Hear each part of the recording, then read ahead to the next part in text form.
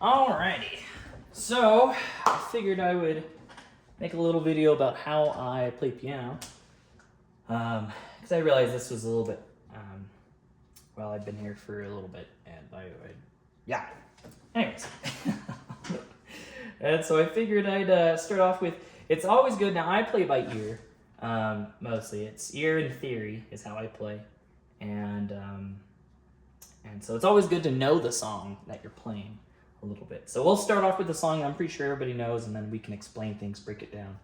And then I'll explain some theory too. I don't know how long I'm gonna make this video, but I think until we're done. So, yeah, so this is the song that we're gonna be tackling. It's a doozy, but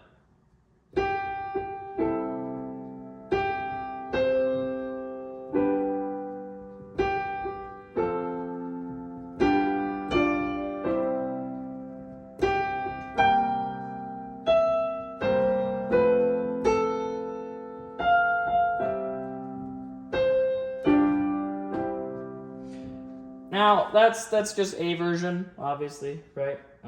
So I'm playing in the key of C, so that's pretty fun. And essentially, we are going to dissect this song, and then I'll teach you not only how to dissect it, but then to restructure it and add on to things and whatnot. Now, there are really complex songs that are pretty crazy, but really every song can be watered down to just a few chords. So as long as you start there, and I think there's 3 or 4 that you would need to start off with, and then you can add and then do like jazz substitutions and all this stuff. So it's pretty easy once you get practice in and once you learn to identify. Now starting off, it's important to note that there is a numbering system in chord theory, right? Now and this is just Tanner's school of music, right? There might be a more proper way to explain this or whatnot, but if we're in the key of C, right? Key of C, I'm gonna say, hey, this is C. This is now your root note. It's your root. It's number 1 on the scale. And if you were to just go up the major scale per se, you would get numbers assigned to them. So 1, 2, 3, 4, 5, 6, 7, 8. You can even keep going in like more advanced jazz is 9, 10, 11, 12, 13 is pretty much where as high as I've seen a lot of people go. So 9, 11, and 13. And if you're a guitar player, you probably recognize like a 7th. So 1, 2, 3, 4, 5, 6, 7. And in a lot of theory, or usually in a lot of songs, you want a flat 7. So you'll see a lot of, and that's super common. I mean, even in let's say you do your,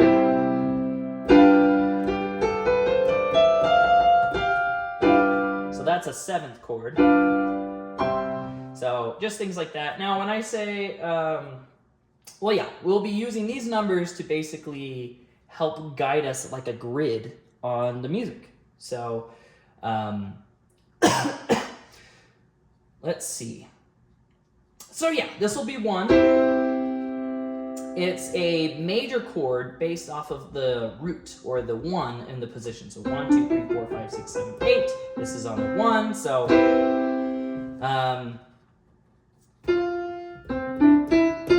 that is 4. And then 5. And I'm just adding on this thing. When you just play the 3 notes, that's called a triad. So you have whatever your chord is, you have the root of the chord, which is just the bottom note of whatever chord you're working on, the bottom of your chord, and then that's a 3rd, because 1, 2, 3, 4, 5, that would be the 5th. So your root, 3rd, and 5th, respectively to this chord. That's how you know, hey, that's a triad, because there's 3. So if you're in the key of C, I say, hey, this is the root, that's 1. And then you could say something like, oh, the chord progression goes 1, 4, 5. That's a pretty common chord progression. 1, 4, 5. A lot of stuff can actually be boiled down to that. 1, 4, 5. And usually they go back to 1. And I would even argue that most songs you have your 1 just to establish this is the song that we're singing, and then you have a type of strain that adds some tension to it. and then it goes back to something. So really music is just like a concentration and a release of tension. That's all it is. So with these key points in mind, we're gonna break down Happy Birthday, right?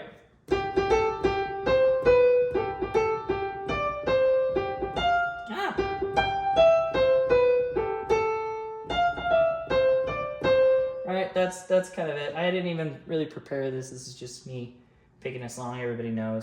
I don't play Happy Birthday, right? I don't really like go to parties and play them Happy Birthday. So, but because we know the song, we can break it down, right? So.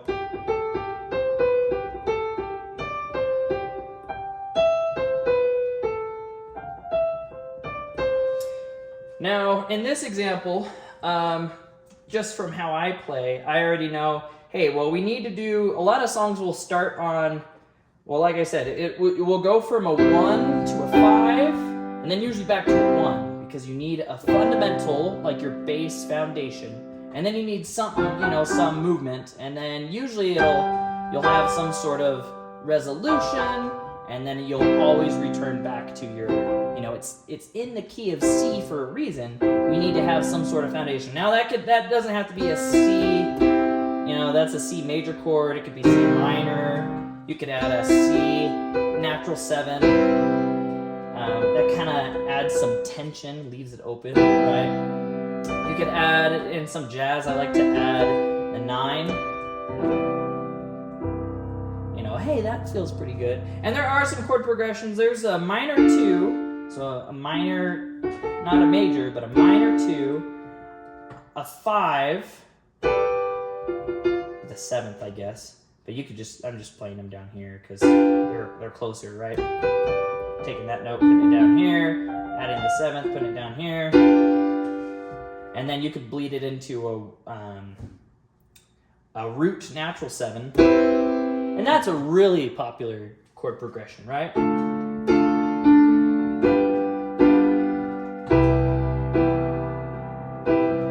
And then just some transitional stuff.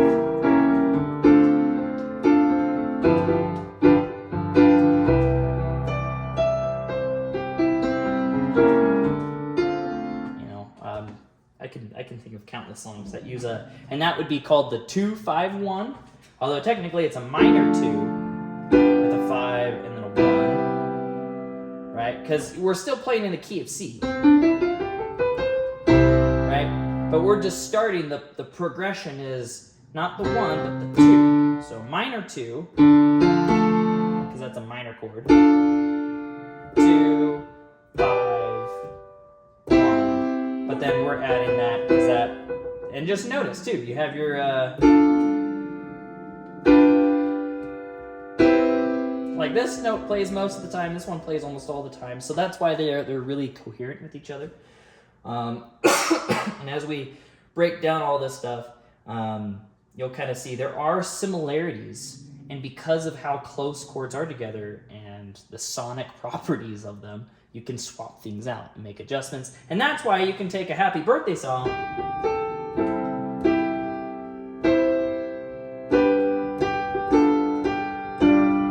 and you could fancy it up, because basically that's the foundation, but now you can add stuff. So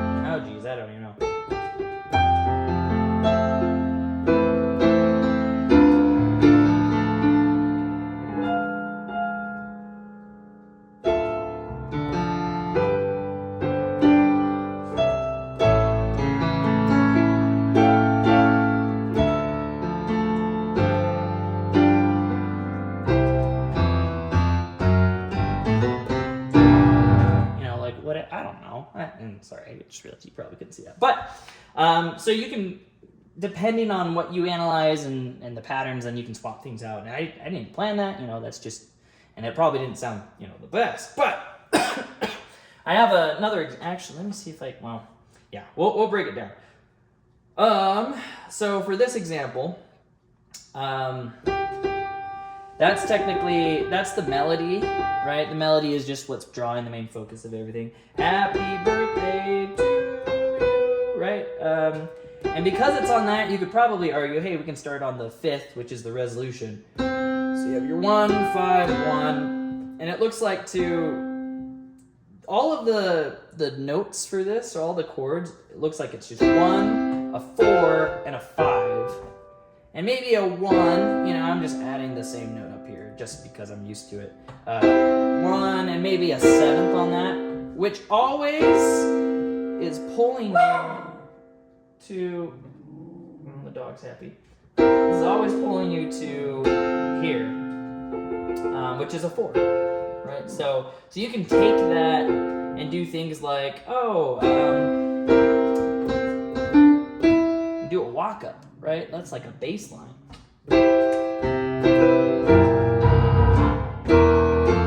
Right, that's how that works.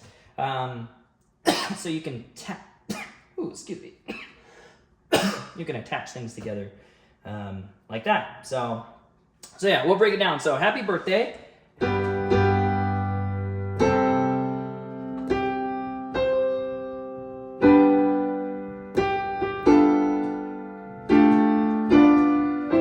I just walked up because I knew that the 5 was going to lead to 1, so I just walked it up. And now I'm going to do a 7th.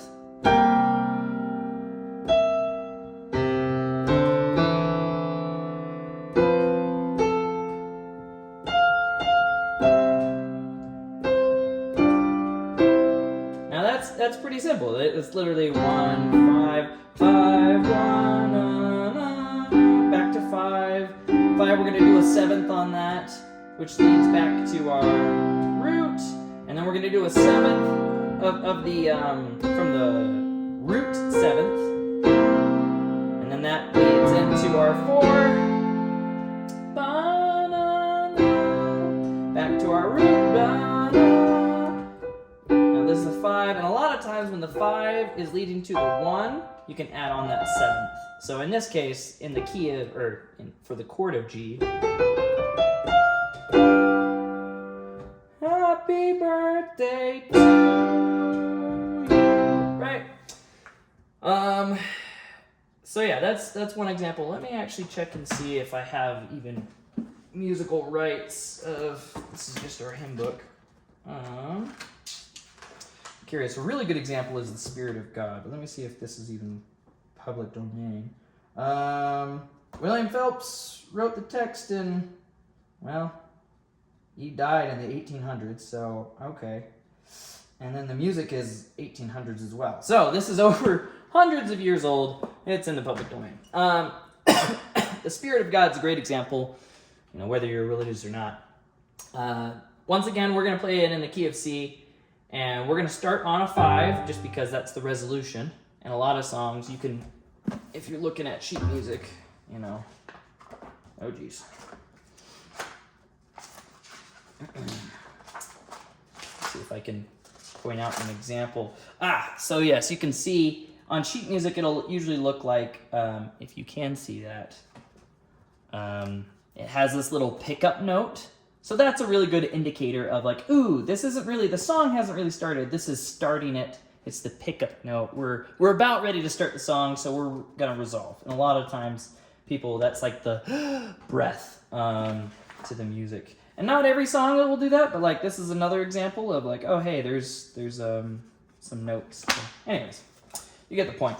So a lot of times it's okay to start on the 5 because you're about to start the 1. So.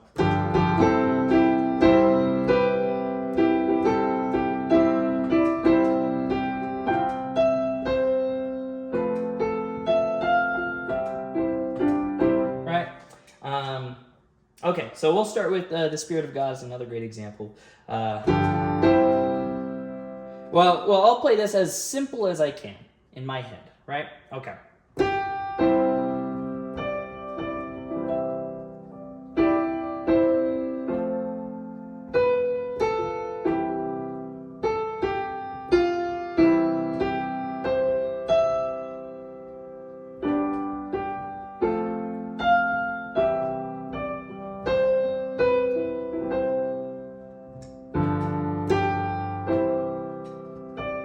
Okay, right? Like that, I barely really moved my hands. I just played the melody with my right hand, and then, but now we're gonna add more chords to it. So.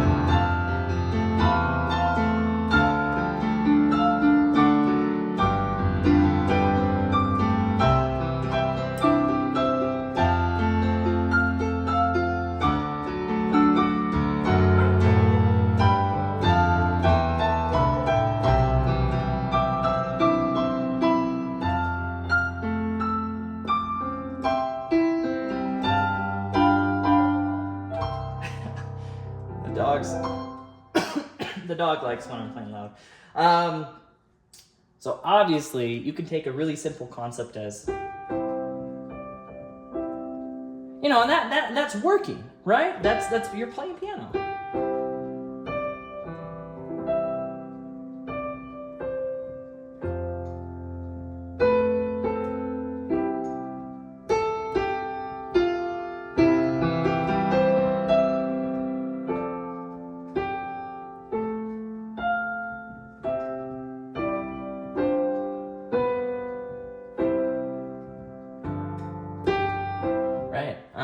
That works. But then, as soon as you learn these numbers, you can go crazy with it. I mean, heck, you can switch styles, right?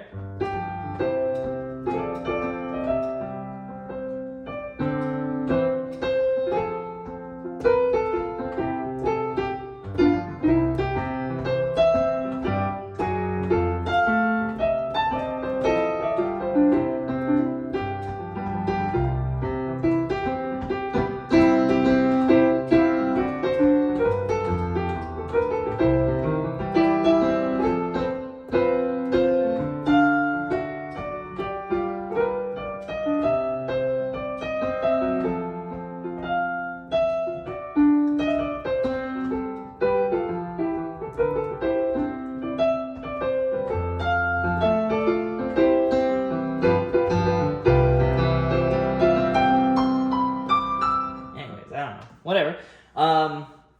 So in that example, right, you have your root, or not the root, pardon me, not the root, the 5, 5, 1, 5, 1, and then we're about to go to 4, so I can do a walk up, because I know 1 to 4, I can do a walk up. Right, the Spirit, the Spirit.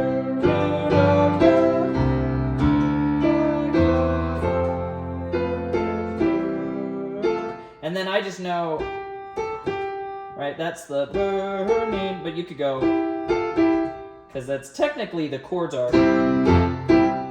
but instead of doing that, you could just go,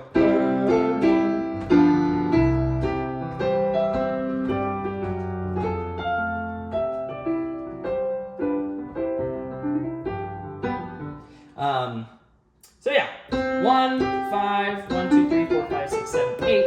If you know that, then you can swap things out. Now, the Spirit of God, it doesn't just do 1, 4, 5. There's also a really important chord, a major 2. Now, earlier we were looking over a minor 2 to a major 5, 7 to a root, or the 1 with a natural 7. Right? So.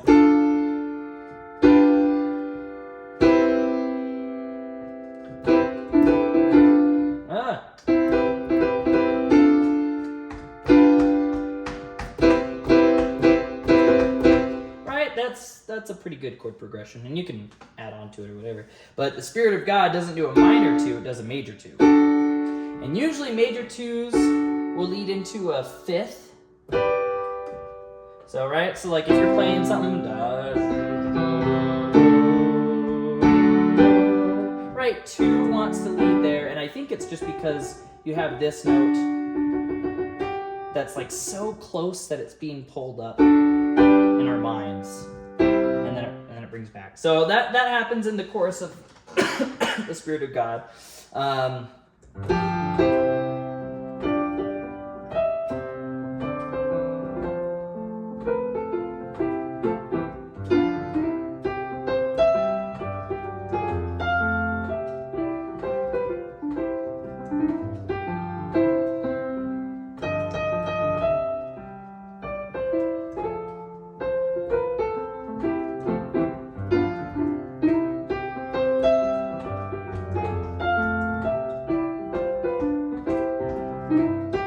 Then it goes to the chorus. 1,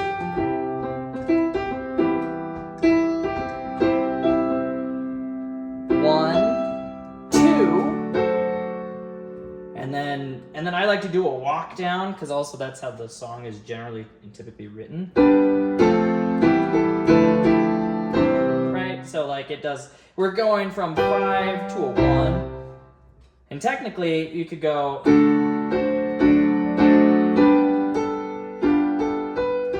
Just stay on that 5, but a lot of people will, like, the singing and how it's written is you do walk down, and that's literally just like, hey, we're going from here to here. We could probably go up to let's see, right, it's just progressing from one, or it's from a chord to a different chord, in this case 5 to 1.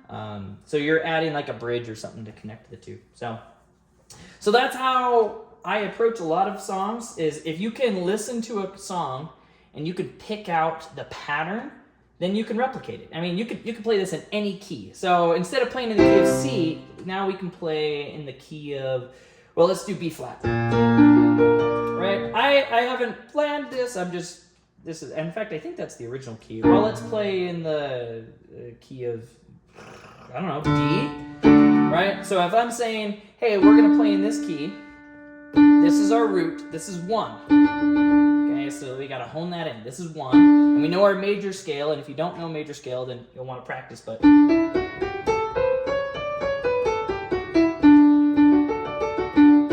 All right, so that's D.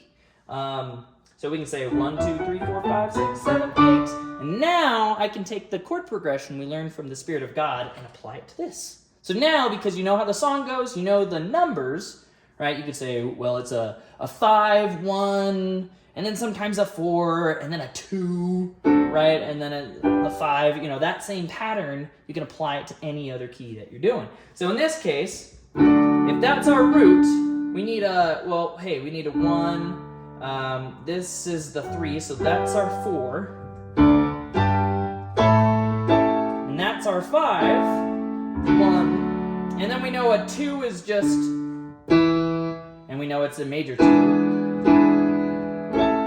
Okay, sure, and there we go. Now we can play it. So now we can go,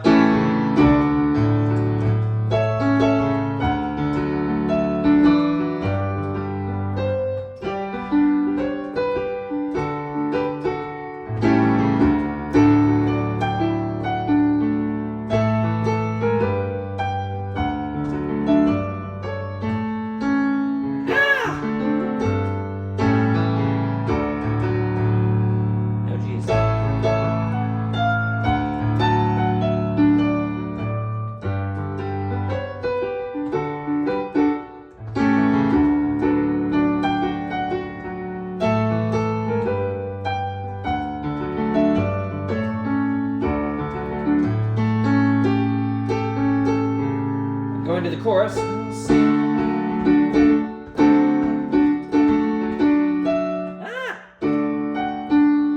then it goes to a 2.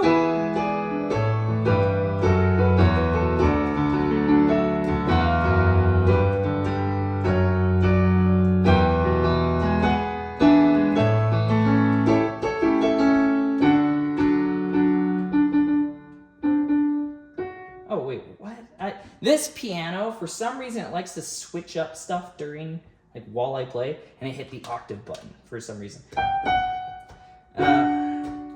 Oh geez, where was I at?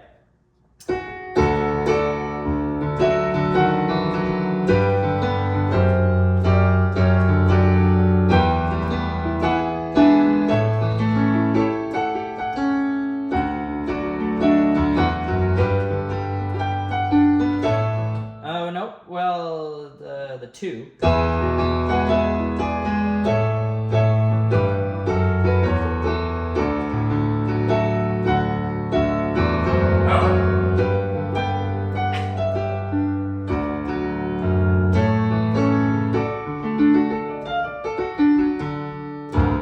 Whatever, you know, right? So as long as you know the numbers and then you know a scale, you can play as complicated or as progressive as you want. And then all of the hints and the little tricks between different stuff. I'm pretty sure that you were able to notice we were able to do like a walk up. So at one point I had done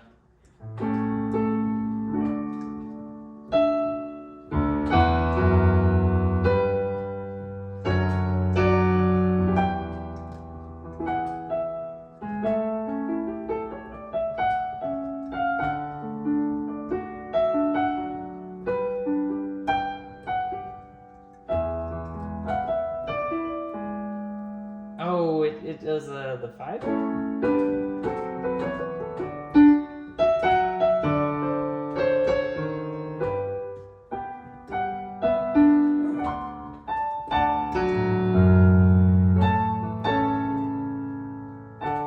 Or, you know, whatever you wanted to do. So, an example of that would be, so we'll go back to the key of C, because it's a little bit easier to conceptualize notes and patterns, I feel, in the key of C. So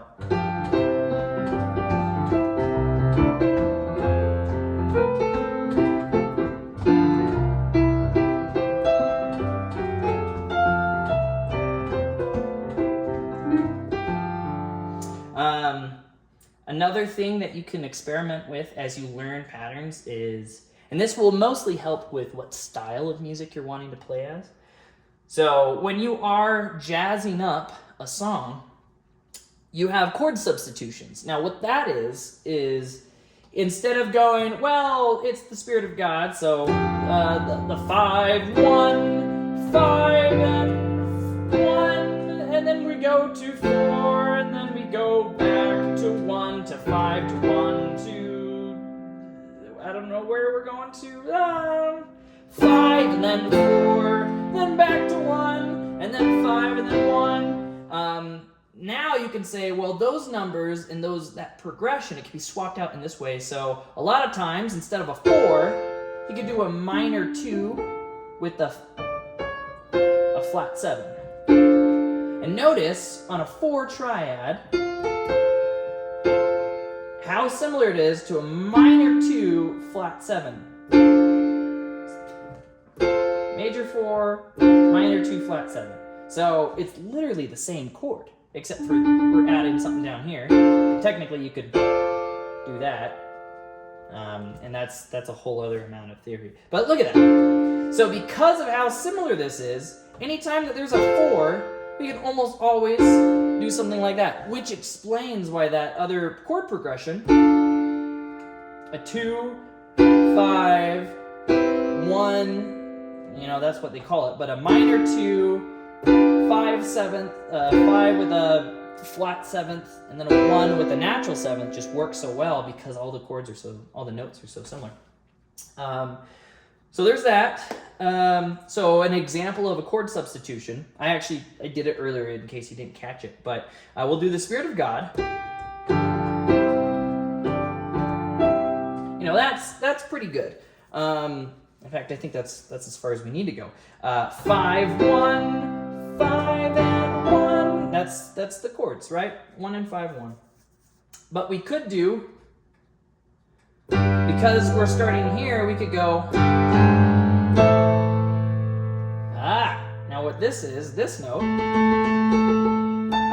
that's a 1, 2, 3, 4, 5, 6. And in fact, it's a minor 6. But notice how similar it is to our major one. Like that's, hey, we have a lot of these similarities, and this happens to be an instance where you can take a song and instead of it being major, now we can make it minor with that little substitution. So we can go, and then in this case, the melody, I'll play the melody with my right hand. Oh, I'll try. Oh, wait.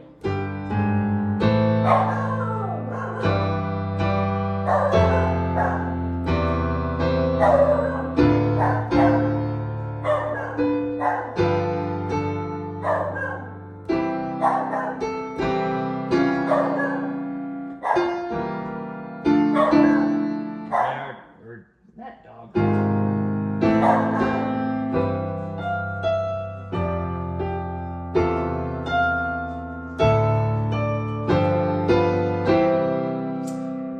So notice what I did there. So instead of it just going,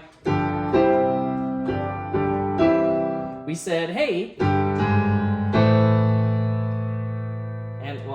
and then I did a natural walk down because that allows me some flexibility and stuff. So the Spirit of, and notice I'm going back to that 5, right? But now I just swapped in that little note. Back to 5, and then this is technically a minor too.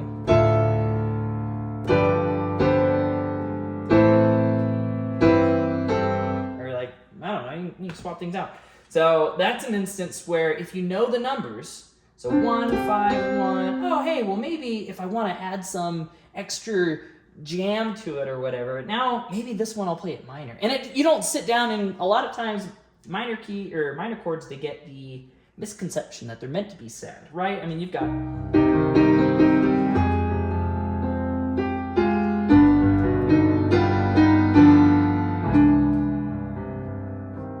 right, like, okay, oh, that's minor, that's sad. But no, actually minor can be really powerful. You know, especially if you're playing something for people.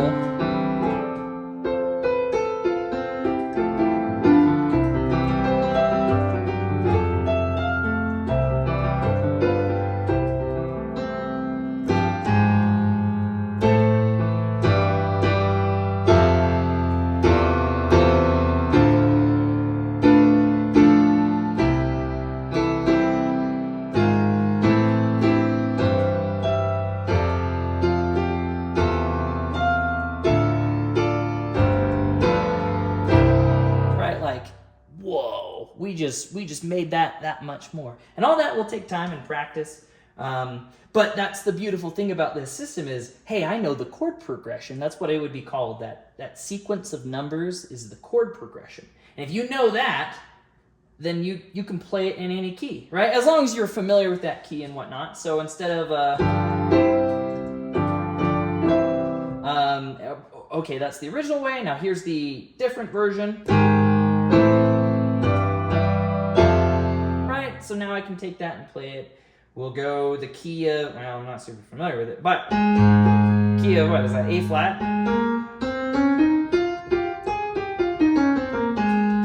So there's our root. That's our 5. That's our 4, 5, 1. So now we could say,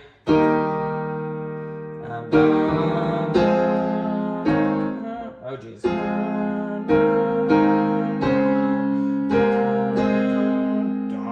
That's going to be a minor one.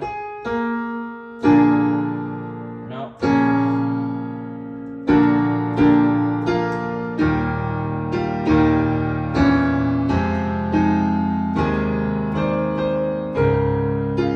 Ah, dang it.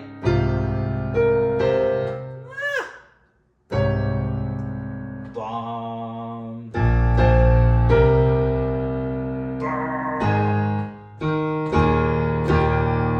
Right, like, and that's just me ad-libbing it. I don't play very often in this key because these pianos you could literally like just transpose.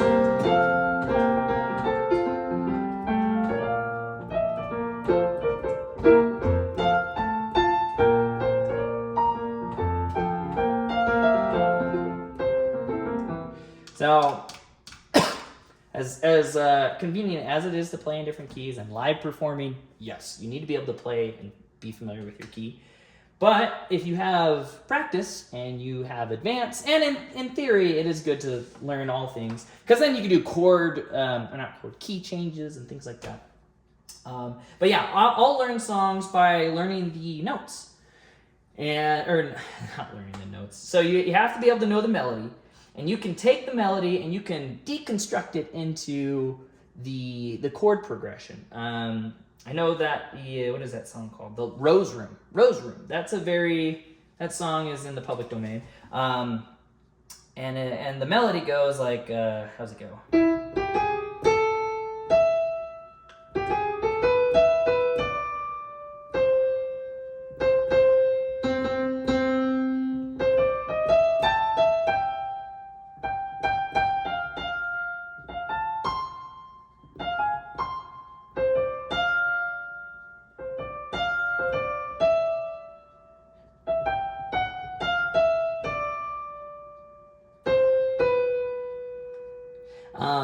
And then it just repeats, right?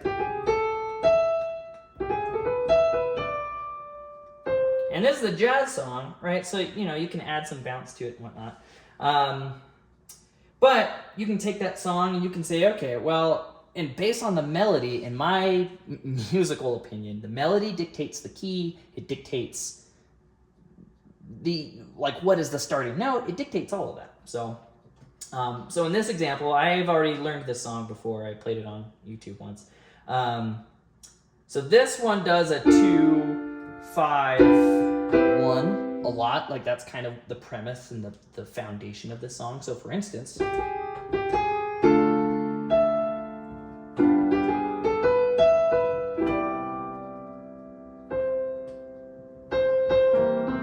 and now this one, that's a 1 with a 7. So we know a 1 with a 7 is going to lead up to a 4, like almost always. So in this instance, I'll start over again, but.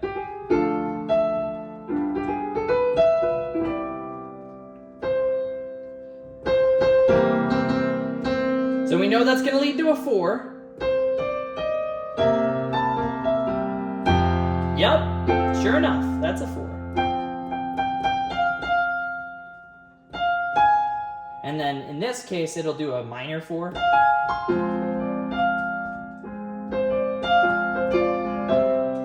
And the song is normally written with a walk down, so the bass would be doing this or whatever, but.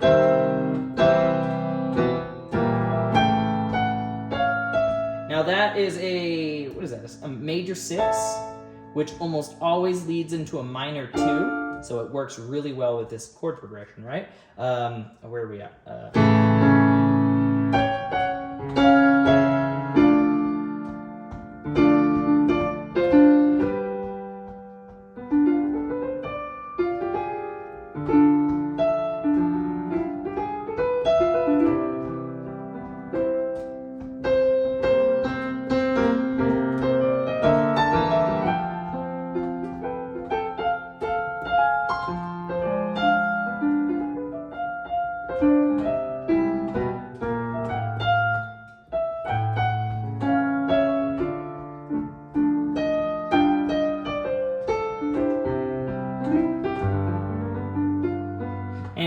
And that's just some embellishment. But so you can take that and say, oh, yeah, that's a 2, a 5, and then a 1. Now, in this song in particular, and especially in this pattern, this note is very influential. And so when you're doing the 1, that's a natural 7 is what they call that. It's not a flat, which is down 1, or it's not a sharp, it's natural 7. And that will happen a lot. And I think, my personal opinion, I think that's because you can do some movement between the two chords. So say, for instance, and I'm leaving the 3rd and the 5th the same, but I can put up the root and then take the 7th and move it down.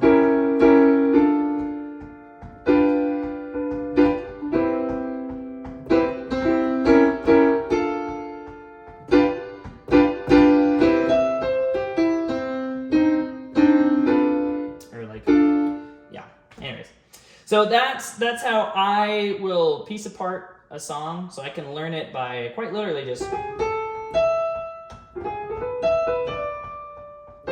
Now you might be saying like, well, Tanner, why can't you play that in a different key? And technically you can, or like, oh, what if it's a minor chord, right? Just like how when we were learning the Spirit of God,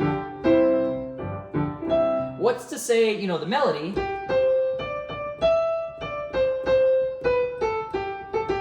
What's to say that isn't minor, right? The chords that you're doing. What if the original version is supposed to be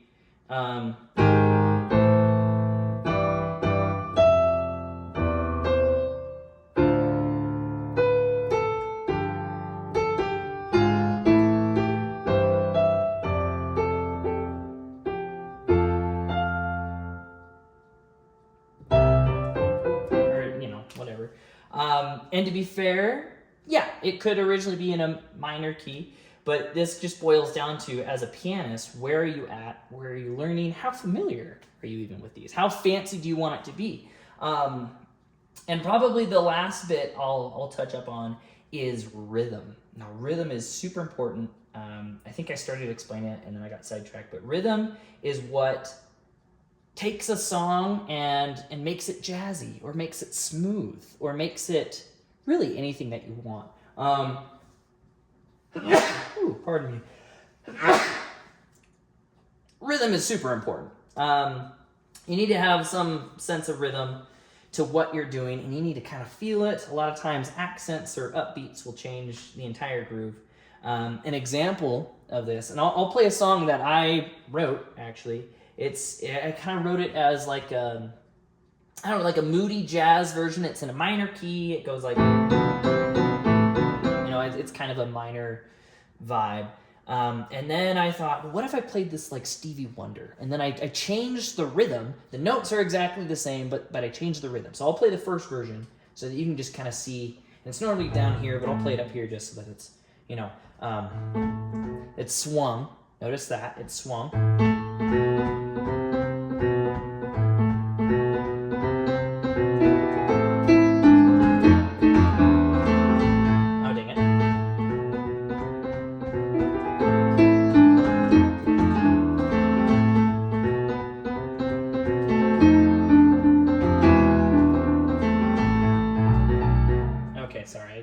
The normal way is down here, so. But that's the original version. It's heavily swung, it's minor.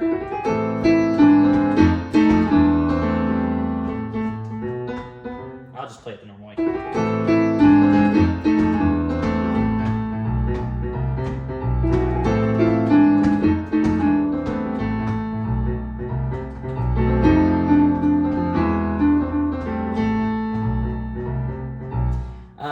Play a little bit faster because I'm just trying to play it. But that's one version of the song, and then I thought, hey, I'll play it like Stevie Wonder might, and so I, instead of going, adding heavy swing to it, I just thought, what if I did,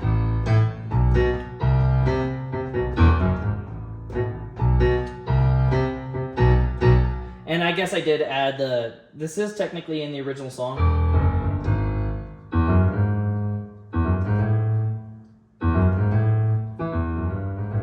I think, yeah, it's exactly that. I'll play it up here.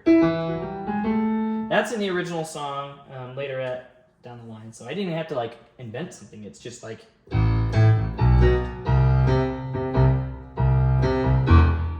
how's it going?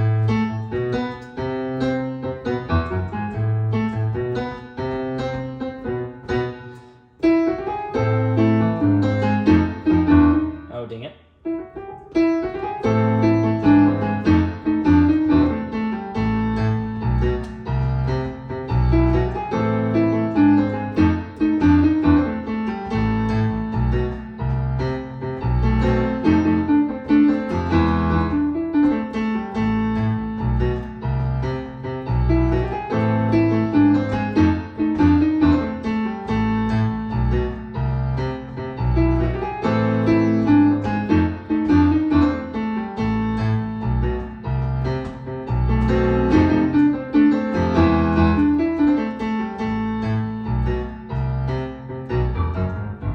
Whatever. And that changes it, right? geez, I want to keep playing that one.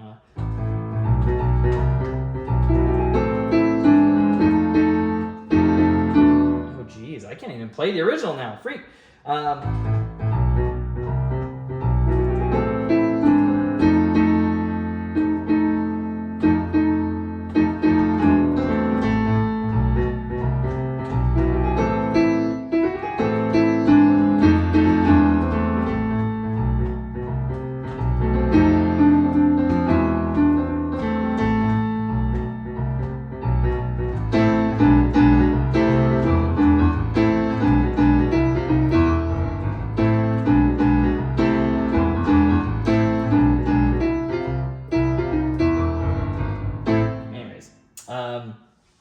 So that's an example of rhythm. Rhythm is super important. It's what makes it jazzy, even if you're not even adding jazz chords, right? A lot of times jazz theory, instead of just like adding your 1, a 3, and a 5, they add in 7ths, 9ths, 11ths, and even 13ths, depending on how things are. A lot of times that comes into like a solo. I'm bad at soloing, but like a solo.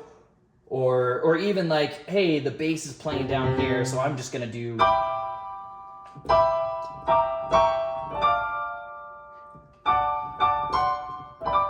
Or like whatever, and they're adding those accents to stuff, and that's how they're adding flavor and tension and things. Yeah. So, but a lot of it, even if you're not doing any of that extra stuff, you know the pattern, you know the melody, and then you can mess with the rhythm a little bit. So one example, let me think, and I'm trying to make sure I play only music I can actually publish. Happy Birthday. Yeah, sure, we'll go back to that. Happy Birthday.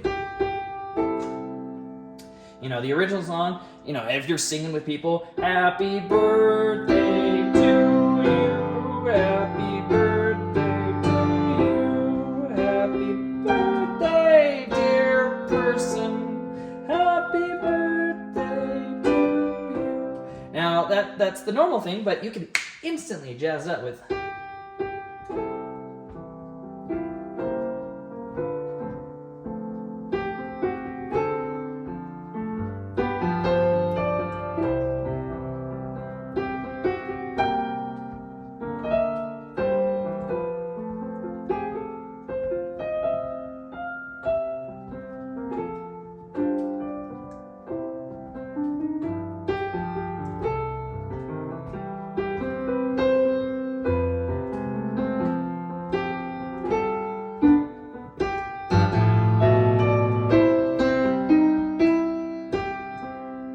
Oh, it goes up. Where's the happy birthday?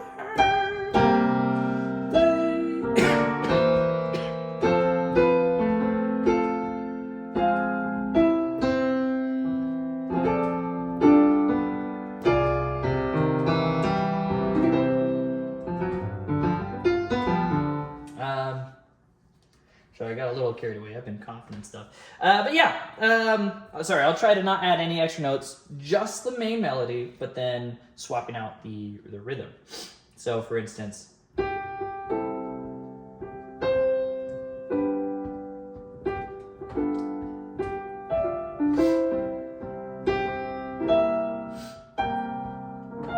oh geez, sorry, I'm getting a bloody nose too, so I'm having to sniff a lot, but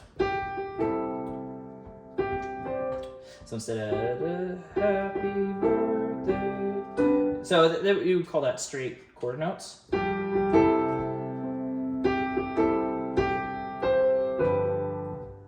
Instead of doing that, we can go.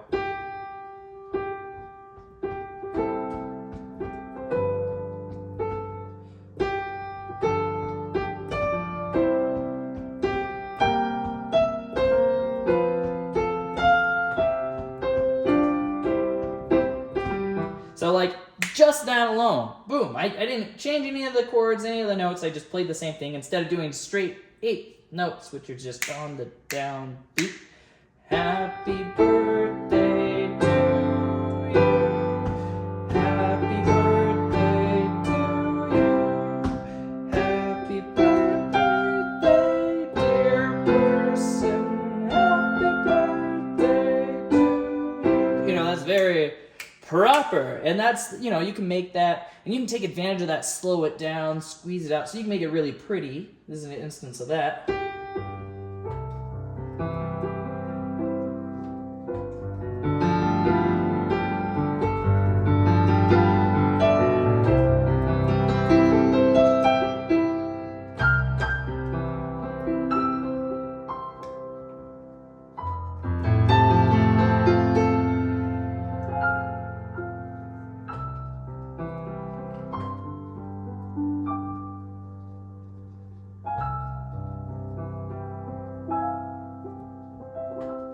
You know, that's, I did nothing to, well, I added a, instead of a major 4, I made it do a minor 4, all nice and pretty.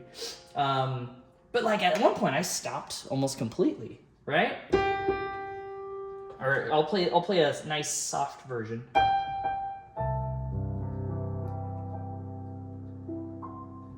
Don't be afraid to pause, you know, you gotta breathe.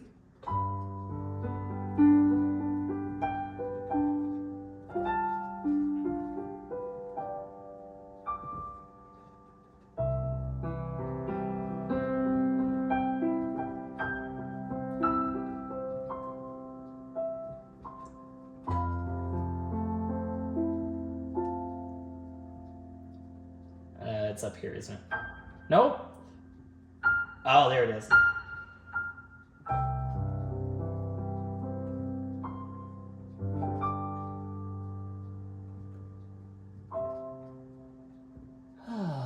So nice and pretty, right? Or, and I added a little bit just because of I've learned what can connect, right? You know, stuff like that. But then you can make it jazzy again, right? So.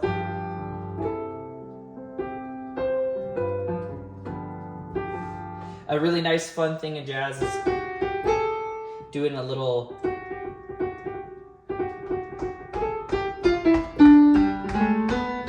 like adding a little, I don't even know what you would call that, a little trill. But it's not a trill, it's just, anyways. But I'm like, in my head, I'm not processing that as like a different note. I'm just like, hey, this is where I'm at. That dog. Hey, this is where I'm at. Let me just, from here, I can go down one and, you know, so it's all tied to this note. So, for instance,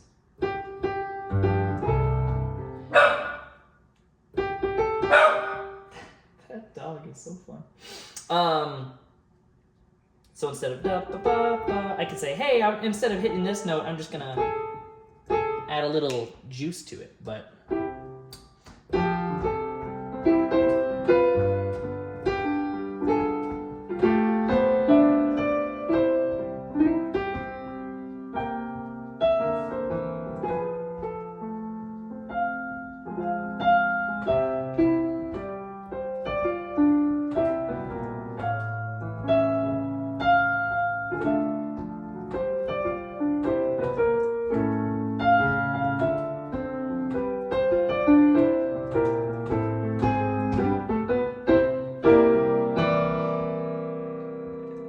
I guess you could actually just end there.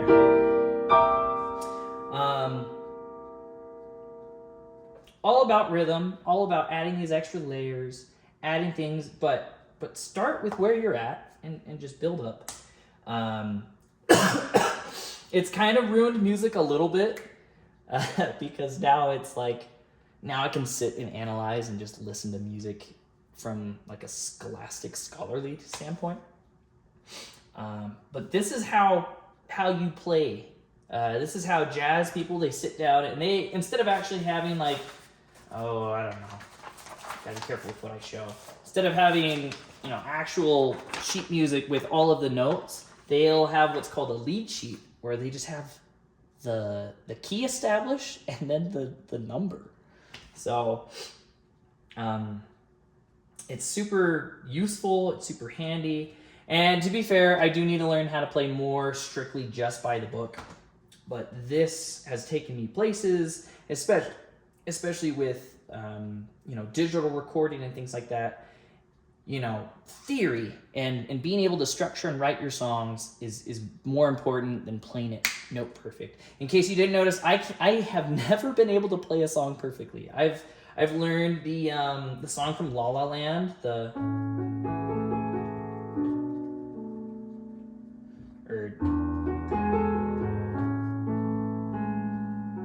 that song. I learned the whole thing, all the crazy stuff, and I could never play that perfect. I learned a song from BioShock that's like, or I can't even remember how to play it. This whole, and it was just this big crazy piece. And those pieces are fun, but I like playing how I play. And it's jazzy, it's natural, but also because of the technique and the theory, you can make a song like Happy Birthday all nice and pretty.